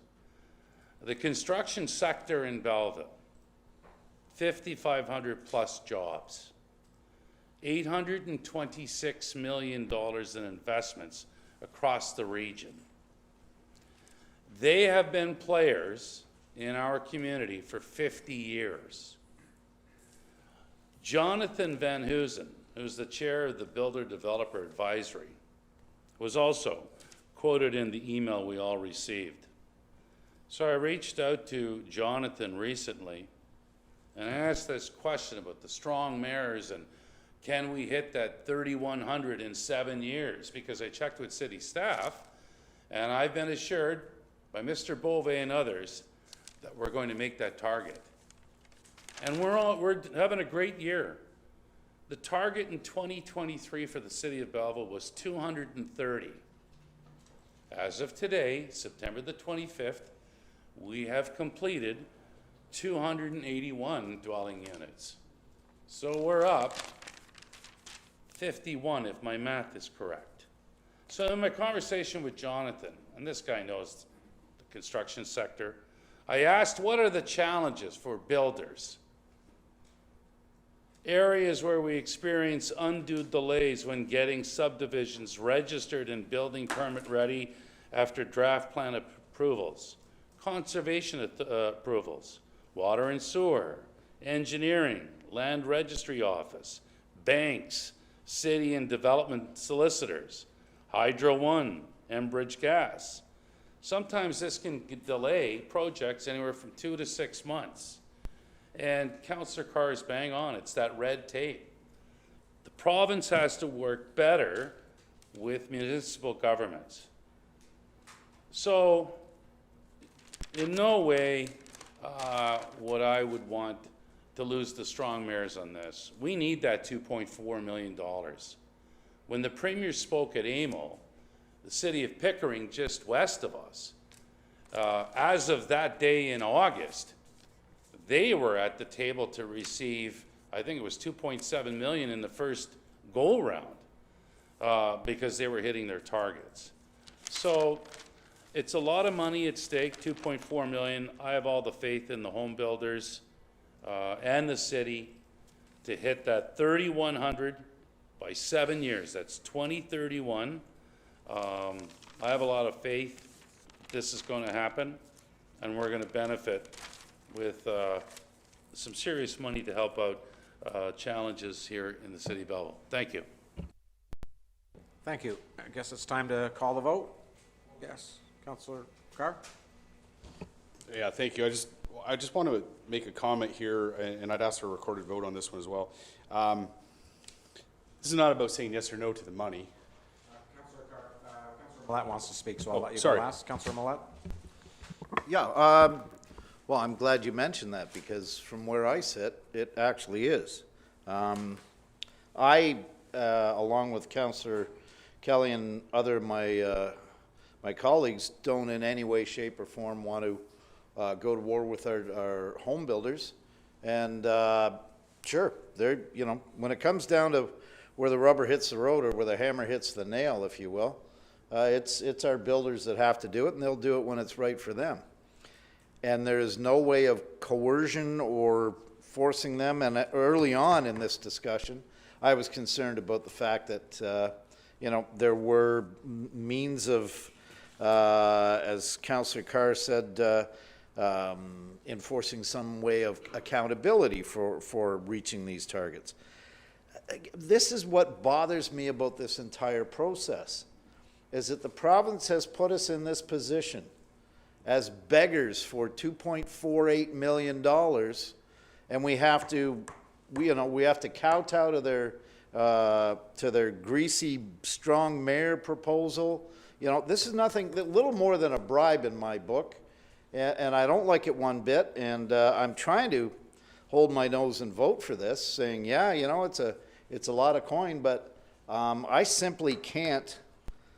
I can't swallow my disgust at the fact that the province would offer strong mayor powers, a bit of coin here and there.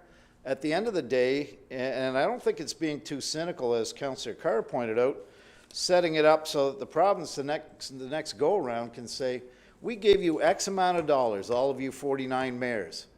We gave you all these powers, and you didn't reach your targets. They're setting us up to fail if the markets don't go the way they want them to. I want more housing as much as anybody else, but I am not going to fall for a greasy bribe from this province, and I won't support this. Councillor Carr? Yeah, thank you. So just for clarity, because and maybe by design, the province has got this in a convoluted mess, and that's why I was trying to separate the strong mayor powers and just talk about the funding. Yeah. If I go back to the letter that, I guess we can say former Minister of Municipal Affairs and Housing wrote on August 22nd, the third last paragraph says that Ontario is going to be consulting with AMO, the Housing Supply Action Team, City of Toronto, on the program design details of the Building Faster Fund, including eligible expenses and ways to attract progress to municipalities. So in essence, what my motion intent is to provide our input to the fund to point out that there are some, lack of a better term, errors, that we should not be scored based on building permits. We should be scored on what we've done to approve. And then at the same token, and it's up to the province to figure it out, but Mr. Bove says, at the end of the day, it's a for-profit business and builders are going to build when the right conditions are. If we want to accept that in society, then we need to accept that there's going to be people living in our parks, there's going to be people living on our streets, there's going to be people defecating on the street because there's nowhere to go. It's that simple. This is a fundamental shift that has to occur in our society, and until we take these serious stances, then we'll just continue on with status quo. So, and that's why I've said that the provincial and federal government need to come in with significant investment dollars for social housing, for affordable housing, because if you saturate the market, the private sector has no choice but to start dropping prices. But when there's no competition in town and you control all the widgets being made and you keep the supply low, then the demand is high and people will overpay, because scarcity is a great tactic and a psychological to influence people. So I don't want to get in the weeds. At the end of the day, this is giving our 2 cents to the province to say your Building Faster fund needs to be fixed. Hey, call the vote. You want a recorded vote, Councillor Carr? So the recorded vote is on the amended motion. Councillor Carr, Yes. Councillor Chatton, Yes. Councillor Enright Miller, Yes. Councillor Kelly, No. Councillor Millette, Yes. Councillor Thompson, No. Councillor Brown, Yes. Mayor Ellis. Yes. Motion carries. Okay, I believe Councillor Thompson, you have a motion that I might have slept by here. Yeah, thank you, Your Worship. It's under new business, a motion by the Lighting Committee, drone lighting display funding, moved by myself, Councillor Thompson, seconded by Councillor Barbara Enright, that the 2023 operating budget be amended to increase funding for the lighting display contract services, drone lighting display in the amount of $20,000 to be funded from the Municipal Accommodation Tax Reserve Fund. And I've removed it in a seconder, and I'll speak on it. Okay, moved by Councillor Thompson, seconded by Councillor Enright Miller. Councillor Thompson. Yeah, just very shortly, we're looking at this as another avenue rather than fireworks in our display. I know the Lighting Committee have done the fireworks a couple of years. We'd like to try the drone display. Quinte West has used it, Kingston's used it. This will be the first time for Belleville to use the drone display. And right now we're negotiating with a company to provide the drone display. I don't know how many drones at this time, but it's about a 10 or 15-minute display. So I'd like to have the support if I can. Thank you. Okay, questions? All in favor? Carried. Thank you, Councillor Thompson. Thank you. Announcements or notice of motions? Seeing none, announcements. Councillor Thompson. I just got one I'd like to make a motion or notice of. On the today we had we celebrated the donors to our lightning display, and Councillor Enright Miller was there from the committee, and James Finstra was there also. We had a couple that weren't able to attend. Councillor Chatton's on the committee but unable to attend today, and we had a number of people. I can read them off, but there was probably, if I can just right now, we had Fitzgibbon Construction, Reed Brothers Trucking, John R. KG Reed Trenching and Construction, Culloden Family, Mackey Insurance, Ross McDougall Insurance, Jewel Engineering, Carl Deacon in memory of Heather Huber, Clearview Training and Consulting, Lyndon Rowley Tipper, Advantage Data Collection, Greenwood Paving, Uniforp, QP, Shannon Williams, Lori Newman, Crystal Wilson, and we have a couple others,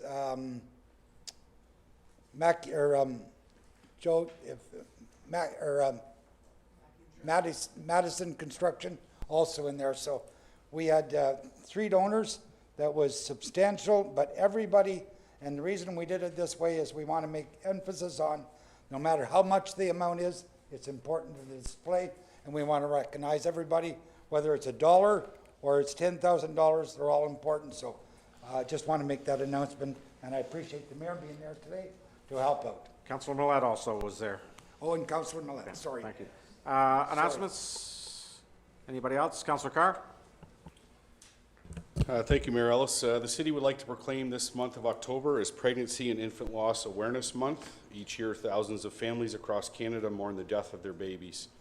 Parents get isolated in their grief, and the stigma around the death of children prevents society from speaking about the devastating effects on parents and their families.